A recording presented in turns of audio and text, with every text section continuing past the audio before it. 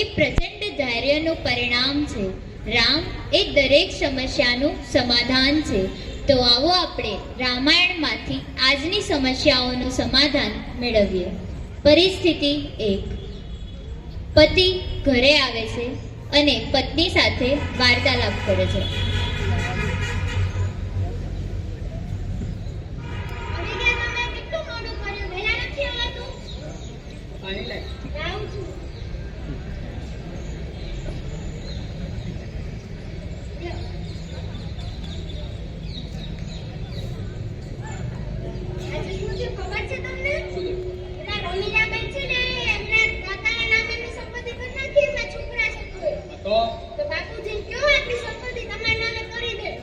હજી જમતી વખતે કહું છું બાપુ.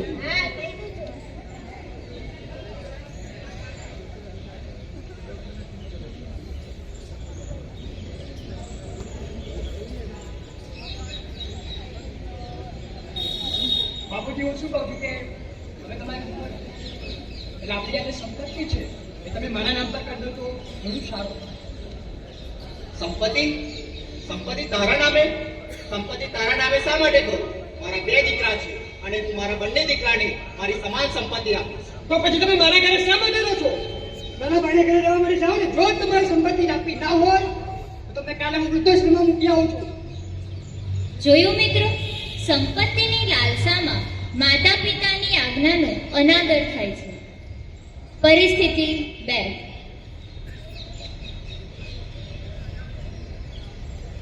પિતા અને મોટો ભાઈ બેઠા છે અને નાના ભાઈનો કોલ આવે છે. ટ્રિંગ ટ્રિંગ. હેલો.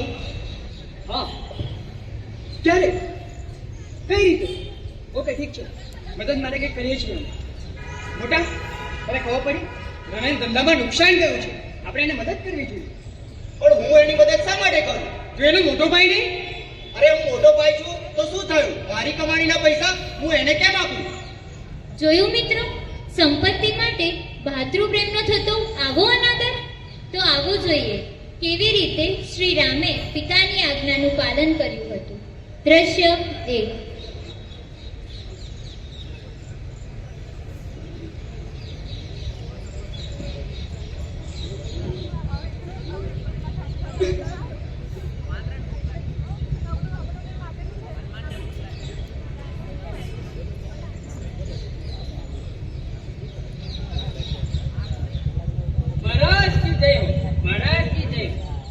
भगवान श्री राम और लक्ष्मण अपनी सारी धन संपत्ति छोड़कर वनगमन के लिए तैयार होकर आए हैं. कुल वधु सीता के साथ द्वार पर खड़े आपके दर्शन की आज्ञा सर. सुमन, उन्हें जल्दी लेकर आओ. कैसे है?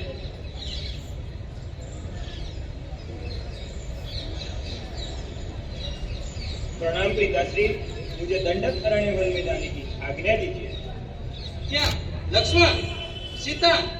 नहीं नहीं, मैंने इन दोनों को बहुत समझाया किंतु ये मेरी बात मानते ही नहीं.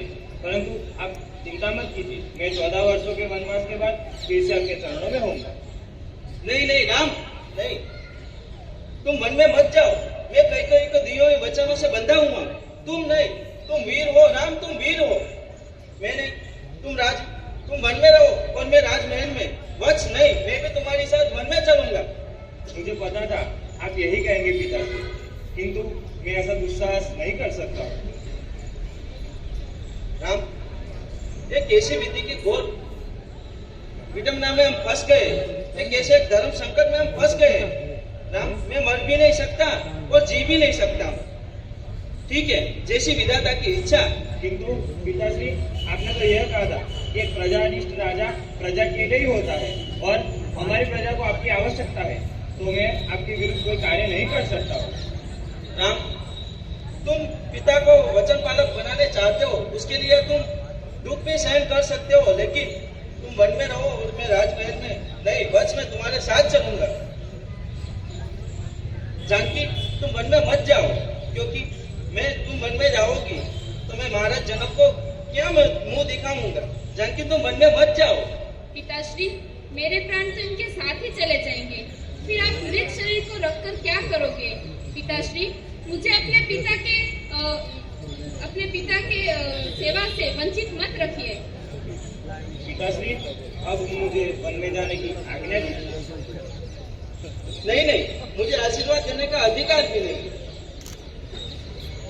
એક બાજુ બાળક પોતાના માતા પિતાને ત્યજી દે છે અને શ્રી રામ પિતાની આજ્ઞા માટે સર્વસ્વ ત્યજી દે છે. એક બાજુ મોટો ભાઈ નાના ભાઈની સંપત્તિ માટે ત્યજી દે છે અને શ્રી રામ નાના ભાઈ ભરત માટે રાજપાટ ત્યજી દે છે. પરિસ્થિતિ 3. પતિ પત્ની ઘરમાં વાર્તાલાપ કરે છે.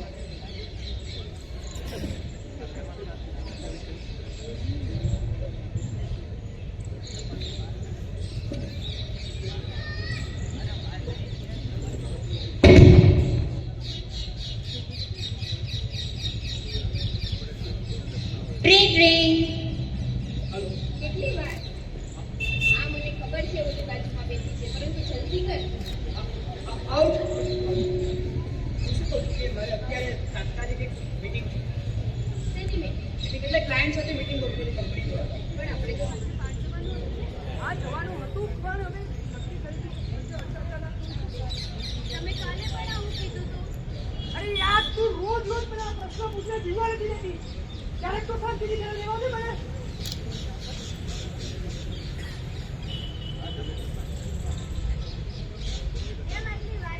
અરે યાર, ઘરેથી પેલી મને આવવા દે તો હું આવું ને. તો પછી આ રોજ રોજના ઝંઝટ છોડ ને, કાં તો હું કાં તો એ બંનેમાંથી એકલા સિલેક્ટ કર. પણ બંનેનું એક સાથે કઈ રીતે પસંદ કરી શકું?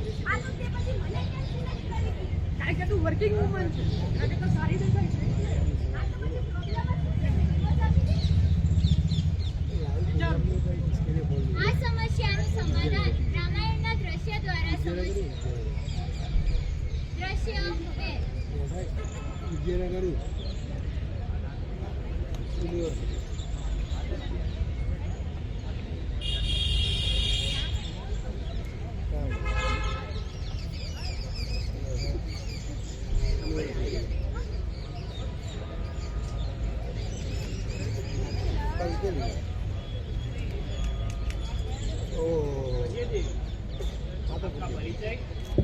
वैसे प्रकृति पुरुष को परिचय की क्या आवश्यकता? तुम पृथ्वी के परम तेजस्वी पुरुष और मैं त्रिलोक की सुंदर नारी. त्रिलोक सुंदरी, कहिए मैं आपकी क्या सहायता कर सकता हूँ? इस पृथ्वी पर न तुम जैसा कोई पुरुष है न मुझ जैसी कोई नारी. विधाता ने हम दोनों को एक दूसरे के लिए रचा है, इसलिए मैं तुम्हारे आगे प्रस्ताव लेकर आई हूँ. मैं अपनी इच्छा अनुसार रूप धारण करने वाली राक्षस कुल की राजकुमारी शूर्पणखा हूँ. शूर्पणखा? हाँ, लंकेश्वर त्रिलोक राज विजय रावण का नाम तो तुमने सुना ही होगा.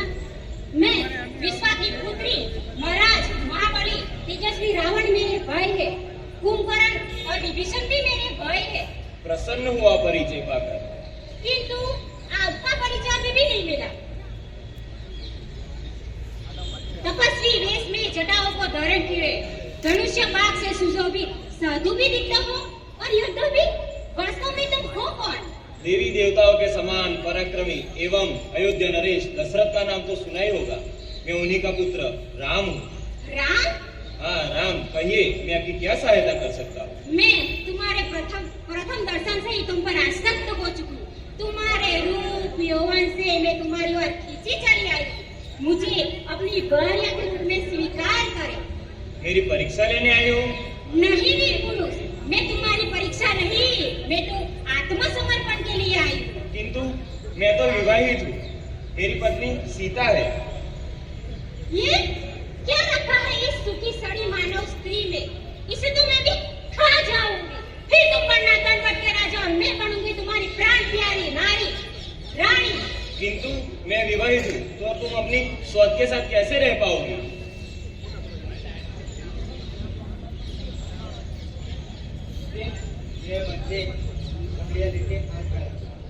अरे ये कौन है? तुम्हारे ही जैसा सुंदर और तेजस्वी पुरुष? ये मेरा भाई लक्ष्मण है. अकेला है? वन में तो अकेला ही है. तो फिर ठीक है, मैं इसके सन्मुख विवाह का प्रस्ताव रखूंगी. बड़े ही चंचल मन वाली नारी हो. ठीक है, ये भी प्रयास करके देख लो. ठीक है.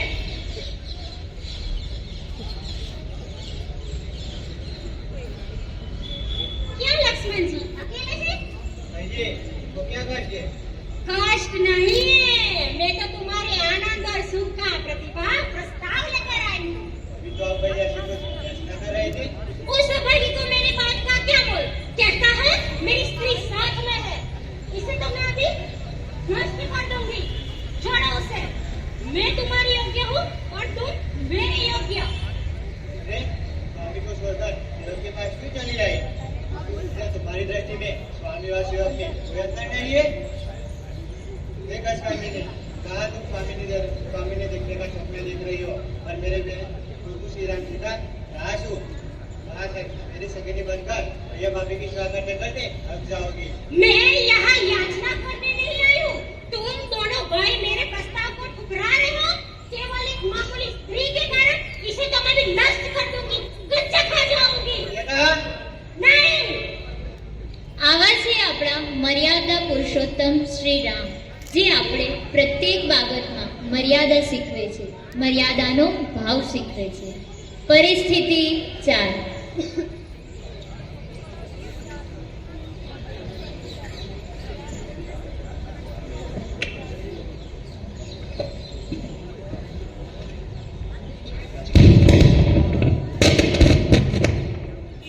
કોલેજ કેન્ટીનનો સમય છે અને મિત્રો વાર્તાલાપ કરી રહ્યા છે.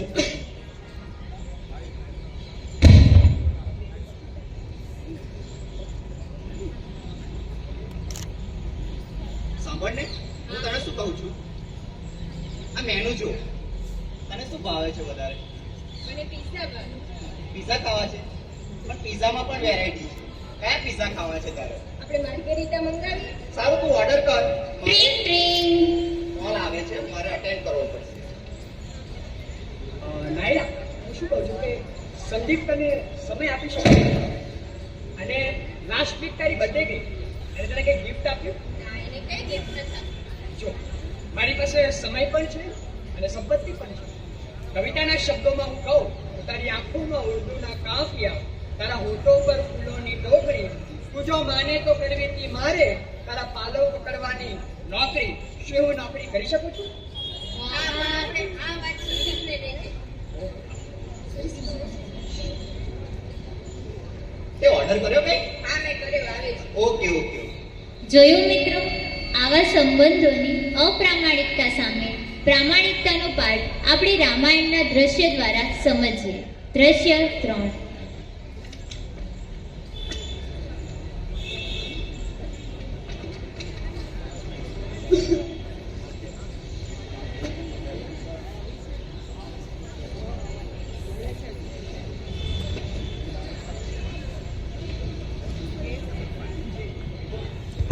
बुलाते लोग प्यार से दस आनंद मुझे नाम से, बुलाते लोग प्यार से दस आनंद मुझे नाम से।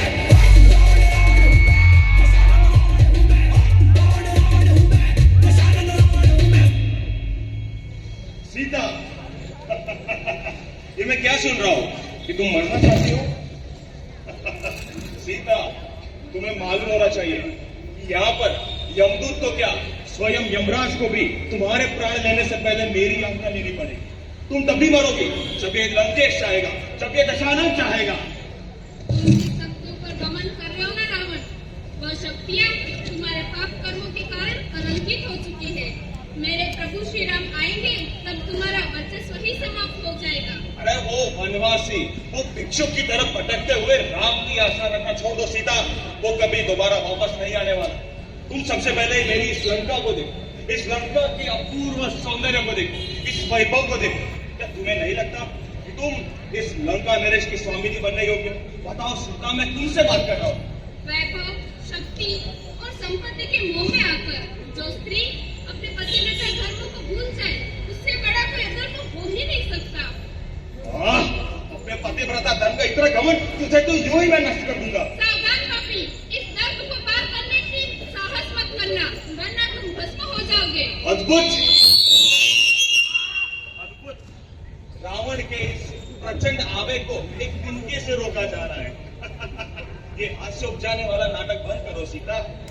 यह एक सिर्फ तिनका नहीं, ये धर्मपरायण स्त्री का शस्त्र है जो तुम्हारे घमंड को भस्म करने का पूर्ण सामर्थ्य रखता है. सीता, कितना सुंदर नाटक है। ये नाटक बंद करो और हमारे साथ चलो, अन्यथा हम तुम्हारे बाल पकड़कर घसीटते हुए ले जाएंगे। सीता, नल कुबेर का श्राप याद करो रावण। सावधान रावण, स्मरण करो उस दिन को। मैं तुम्हें श्राप देता हूँ, यदि तुमने किसी अन्य स्त्री को उसके इच्छा विरुद्ध कोई कार्य किया तो तुम्हारे सर के साथ टुकड़े हो जाएंगे। सीता, सीता, सीता, हम तुमसे इतना प्रेम करते हैं कि हम तुमसे हाथ कैसे उठा सकते हैं। वैसे भी रावण जिस व्यक्ति के ऊपर प्रेम करता है उसे कभी जोर जबरदस्ती नहीं करता। सीता, अभी भी हम तुम्हें समय दो, सोच लो, वो वनवासी राम या लंका नरेश रावण। दासी, तुम सीता के मोह भंग का प्रयास करो, सीता को मेरी प्रतिष्ठा के चर्चे सुनाओ और सीता को मेरी बनाने का दायित्व मैं तुम्हें सौंपता हूं। मैं लंका नरेश सीता को मेरी बना कर ही रहूंगा, क्योंकि मैं लंकेश हूं, मैं रावण हूं।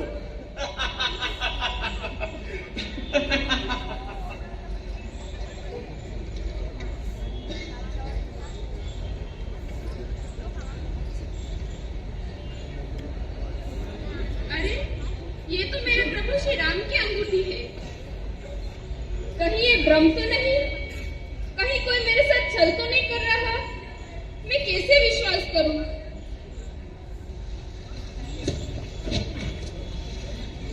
तुम कौन हो? मैं प्रभु श्री राम का सेवक हूँ।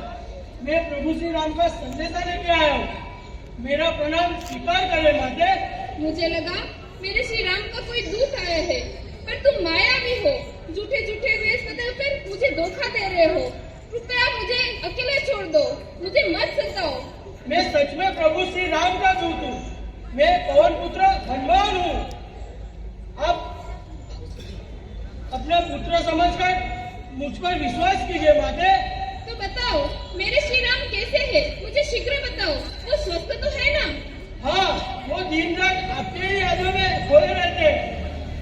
आपकी अनुमति हो तो मैं आपको अपने साथ ले चलूं? नहीं, मुझे मेरे श्री राम पर पूर्ण विश्वास है। वो मुझे यहाँ लेने जरूर आएंगे, अन्यथा मुझे मेरी मृत्यु ही ना आ जाए। વર્તમાન સમયમાં પણ તમને અનેક પ્રકારના પ્રલોભનો મળશે, પરંતુ એ બધાથી પર રહીને આપણે આપણું કર્તવ્ય પ્રામાણિકતાથી કરવું જોઈએ, પ્રલોભનોમાં ન આવવું જોઈએ.